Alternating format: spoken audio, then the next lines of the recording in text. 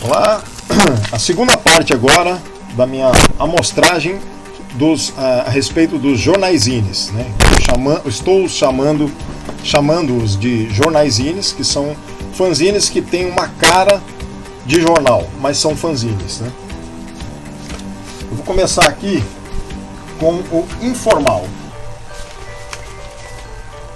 O informal, esse aqui que eu tenho em mão, os dois que eu tenho em mão são de 2003. Tem dois formatos aqui, né? Esse era o tradicional que a gente sempre recebia. De vez em quando aparecia um formato diferente, que é esse aqui, mas que você pode desdobrá-lo, né? E aí ele se torna maior, né? Tem uma base aqui. Ele foi idealizado pelo André Diniz. Na década de 90 ele foi um grande... ele trabalhou a serviço do quadrinho e do fanzinato nacional, porque ele também criou o site Nona Arte, que abarcava quadrinhos em PDF de vários autores brasileiros e funcionava como um grande fanzine virtual, né? Um fanzine onde você podia baixar os quadrinhos de autores nacionais, esse site Nona Arte, do André Diniz, que ora é um grande quadrinista famoso no mundo todo. Tem várias publicações nacionais. Eu gosto muito do álbum Sete Vidas dele, né? E por exemplo, esse álbum e outros, eles são publicados em vários países, né? Na França, em alguns outros da Europa, e ele está residindo em Portugal. Mas aqui, para mostrar para vocês que ele começou com bastante ênfase, trazendo o informal, trazendo muito dos quadrinistas, dos quadrinhos independentes. Aqui mesmo nessa página tem os quadrinhos que ele publicava na época, com Flávio Colinho, Fawcett, Subversivos, que era sobre a ditadura, o pai dele, resgatando um pouco do histórico, que o pai dele conviveu na ditadura, né? Conviveu sofrendo na ditadura também, né? Para o pessoal que não acredita em ditadura e que acha que não existiu, converse com quem teve pais que viveram na ditadura e que foram perseguidos, etc. Ou leiam obras em quadrinhos que podem ser resgatadas, até algumas, se não me engano, na internet. Enfim, é o Nona Arte, então, aqui a arte dos quadrinhos, entrevistas, matérias, né? Quadrinhos em geral. O Laudo participava muito. Aqui eu não lembro qual é o autor, mas eu estou folheando aqui mais para vocês tomarem ciência, né? Aqui é o Antônio Éder, né? A primeira página aqui de quadrinhos, ele é do Sul, né? Aqui tem o Laudo no final, né? No meio tem essas outras HQs que eu agora não vou saber identificar, mas você vê que viram um grande pôster, né? E aí, quadrinhos gratuitos na internet, que é o que eu falei, a Nona Arte, está aqui a propaganda, a publicidade. Infelizmente eu não encontrei mais esse site, eu acho que ele foi retirado, porque obviamente ele devia pagar um valor para manter no ar, né? No site de domínio autoral dele, né? O Quarto Mundo foi também um grupo, e eu acho bem interessante que eles explicam aqui o que não foi o Quarto Mundo, porque não existe mais, é uma associação de vários autores brasileiros que, em face da problemática de distribuição e publicação de quadrinhos na década de 90, principalmente, que é que eu já falei muito nisso, já fiz até artigos que foram apresentados nas jornadas de quadrinhos da USP, falando dos períodos das décadas de 1980 e 1990, em que no Brasil os quadrinistas brasileiros tinham como válvula de escape e de difusão e de desenvolvimento do seu trabalho autoral os fanzines, jornaizinhos e fanzines, basicamente, né? Porque a penetração no mercado oficial era muito difícil para os quadrinistas nacionais. Então eles se juntaram, vários autores, na final da década de 90, e fizeram vendas em eventos, recebendo quadrinhos, revistas em quadrinhos, revistas independentes de vários autores do Brasil todo, e fazendo essa junção do que seria o Quarto Mundo, né? Que seria uma agremiação não oficial de quadrinistas que se dispunham a fazer a mediação das revistas de quadrinhos de outros autores na venda em eventos, né, para difundir melhor os quadrinhos nacionais. Então eles dizem aqui, é mais fácil definir o Quarto Mundo pelo que ele não é. Não é uma editora, não é uma cooperativa, não é um selo de quadrinhos e não é distribuidora, mas funcionava mais ou menos como eu falei aqui, a intenção deles era disseminar o quadrinho e o quadrinista e as revistas de quadrinhos nacionais, dando margem, dando possibilidade a que essa visualização em eventos se ocorresse. E aí, obviamente, eles ajudavam, muitos que estavam lá ajudavam a venda de outros quadrinistas que não podiam se locomover até lá, né? Tinha uma porcentagem entre eles. Eu não fiz parte, mas eu via isso se realizando. Muitos dos quadrinistas que se envolveram nesse quarto mundo são conhecidos nossos, o Will, por exemplo, o Sam Hart, muitos outros, né? E aí eles duraram, fizeram um período que ficou registrado na história do quadrinho brasileiro, né? Com vários desses fanzines, inclusive difundindo e divulgando o quarto mundo. Aqui, por exemplo, a capa é do Will, né? O Will que faz o Sideral Man, que é o personagem dele. E aqui você vê que são formatos também diferentes, né? Aqui é página a página, dupla, né? Dupla, né? Assim, você abre, e aqui já é um formato tabloide que pode ser maior, né? Você abre também assim, depois você pode abrir dessa outra maneira, né? Ou vertical, né? E depois horizontal. Então a brincadeira com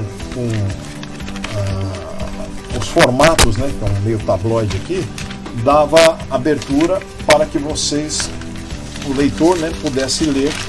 Aqui, ó, a difusão da miríade de lançamentos que eles tinham em eventos, né? De vários autores, vários fan-editores, incluindo aqui famosos como o Solar, do Wellington Serbeck, a Garagem Hermética, fanzines bem interessantes, o Caminho de Rato, que foi editado pelo Matheus Moura e que deu vazão e possibilidade de publicação de vários autores nacionais, incluindo Edgar Franco, eu e muitos outros.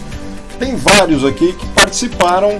Subterrâneo, que é um fanzine idealizado pelo Will também, com vários companheiros participando. Então tem bastante.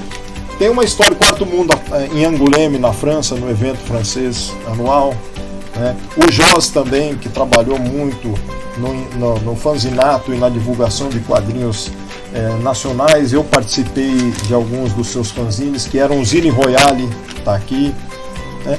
Então, historicamente, o Quarto Mundo existiu no Brasil com esses autores que fizeram uma força sobre-humana, digamos assim, para manter vivo o espírito do quadrinista nacional. Nessa atualidade do século XXI, 2000, 2010, 2020, o que temos de quadrinistas nacionais famosos ou iniciantes, mas tendo mais possibilidades de publicar, e muitos deles, alguns deles, não muitos, alguns necessitam de um pouco do histórico para saber que isso não era assim. Por que saber que não era assim? É para ter um histórico com base no que foi o Brasil antes, no que é agora, para que quando eles forem falar ou escrever ou pensar sobre, saberem as dificuldades que o quadrinista nacional teve e que não é como está agora. E talvez até reclamarem menos um pouco dos que reclamam, não sei nem do histórico, mas eu já vi uma ou outra reclamação de que tal quadrinho não vende e tal. Enfim, foi muito pior. Hoje em dia, o que o quadrinista nacional tem de possibilidade é muito maior. Claro que está tudo em nichos. Ninguém vai vender tanto como se vendia na década de 80 e 90, quando era profissional e tinha uma editora por detrás. Mas tem nichos e há possibilidade dessa subsistência trazendo seus trabalhos de uma forma profissional. Seria o fanzinato que existiu no século passado, agora oficialmente, não como um fanzinato, mas como publicação de quadrinhos em nichos também com pouca tiragem, não muito grande, como por exemplo a Editora Criativa, né? Que há vários autores que participam dos eventos dela anuais. Eu também sou um deles, que estou com o meu Homem Eternos, que um dia eu vou falar do fanzine base que deu possibilidade para fazer o álbum. Enfim, o que eu quero dizer, eu nem acabei ainda, mas o que eu quero dizer aqui é que o quadrinista no Brasil nas décadas de 80 e 90 não tinha como mostrar seu trabalho. O fanzine foi o esteio para isso tudo, né? Isso é importante historicamente que seja registrado. Eu vivi isso de meados da década de 80, a segunda parte final, né? Mas 90 inteiro, né? Turma do Chachado, um outro fanzine que difundiu o trabalho do Cedras, falecido infelizmente não faz muito tempo, mas que trazia a Turma do Chachado, que era uma turma de personagens mirins bastante reflexiva sobre o Brasil e bem humorada. Eu gosto muito, né? Agora tem os álbuns, se eu não me engano, que distribuição gratuita, então esse aqui era para difundir. O Imaginário foi um fanzine lançado em Ituiutaba, MG, onde eu nasci na final da década de 60, em 1967, e o Edgar Franco nasceu 5 anos depois.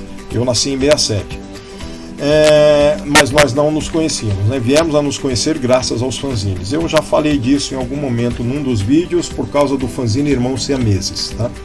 Então o fanzine Imaginário foi criado pelo Art Silva, que é de Ituiutaba também, e deu vazão, tentou lembrar um pouco a Mad, né? Fazendo humor, trazendo pequenos artigos, textos, caricaturas e possibilitando alguns autores de quadrinhos, incluindo uma HQ minha aqui que eu participei, né? Mandando para ele.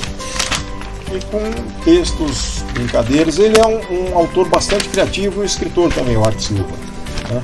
Eu acho que ele fez 2 números, eu estou só com esse aqui agora, que é do ano de 2012, faz a brincadeira com o preço aqui, ele risca o valor, pede um abraço e ainda tem um vale e um beijo aqui para quem quiser brincar com isso. Outro do Quarto Mundo eu pulei, acabei não vendo esse, mas um tabloide, formato tabloide maior um pouco. Esse do Quarto Mundo é interessante. Esse por que é interessante? Porque tem uma HQ aqui, fotomontagem. Lembrando aquelas HQs que eram feitas em quadrinhos, mas na verdade com fotografia, né? E olha que interessante, a reportagem e roteiro é do professor pesquisador de quadrinhos, o Paulo Ramos. Os desenhos e a montagem são do Laudo e o do Omar, e as fotos de Monique Baleben e Arquivo Quarto Mundo, né? Com o arquivo do Quarto Mundo. E aí eles fizeram essa montagem de fotos e com desenhos em cima das fotos também, contando a história do Quarto Mundo nesse número em especial aqui, que eu acabei pulando e não mostrei para vocês, do fanzinão, do jornalzinho Quarto Mundo, né? Aí eu fui falar do Imaginário, mas enfim, não tem problema, já falei. O Graphic, um trabalho muito bem feito do Mário Latino, que é de Suzano SP. Ele nos convidou, ele começou esse jornal já faz alguns anos, né? E na época ele me convidou, e eu participei com alguns artigos em cada número. Também outros autores como Edgar Indelessio Ismanioto, que é da filosofia, com textos, né? E eu, por exemplo, tinha uma coluna, né? O próprio Mário Latino também tinha a sua coluna, falando de quadrinistas, de quadrinhos, né? Eu aqui falando sobre as HQs fantástico-filosóficas, né? E matérias muito interessantes e importantes sobre os quadrinhos do mundo, mundiais, tiras do próprio Mário Latino, com um personagem que faz humor com espiões, né? Sátira aos espiões, e outros autores com suas tiras muito interessantes, muito bem-humoradas, muito ricas. Então, eu não sei ainda se está sendo publicado, mas ele atingiu uma margem muito grande, né? Por exemplo, esse aqui é de 2015, já era número 99, né? O Caricaras, para finalizar, que é do Érico San Juan, um grande fanzineiro, que na década de 90 ele criou uma ideia chamada Só Uma, com ponto de interrogação, que é um fanzine fininho, né? Um fanzine em formato A5 tradicional, mas cada autor que era convidado a participar podia participar com uma história de uma página só, e aí ele dava margem a 7, 8 autores para publicarem em cada número. Então foi uma ideia muito interessante que, por exemplo, a mim me incentivou até no meu processo criativo de desenvolver HQs mais curtas ainda de uma página. E aí tem o Caricaras, o Érico San Juan é de Piracicaba, a cidade do Salão de Humor, e ele faz uma brincadeira aqui com você mesmo, fazer a sua caricatura na capa, e alguns textos e alguns desenhos brincando com textos, né? Brincando com questões culturais, populares, né? É um fanzine que ele mesmo fazia, né? Eu acho que também cessou, ele não faz mais números anteriores aqui, né? Bom, então finalizei com essa segunda parte. Então, 3 nichos aqui, abarcando os jornaisines. Primeiro, os jornaisines que não são bem fanzines, mas de locais e eventos que divulgam quadrinhos e fanzines, e aí lançam um jornal em relação a isso.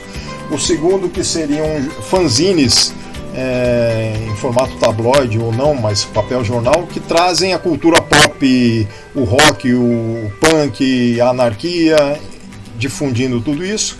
E a terceira, que seriam jornais especificamente publicando quadrinhos e ou textos e temas de fanzines.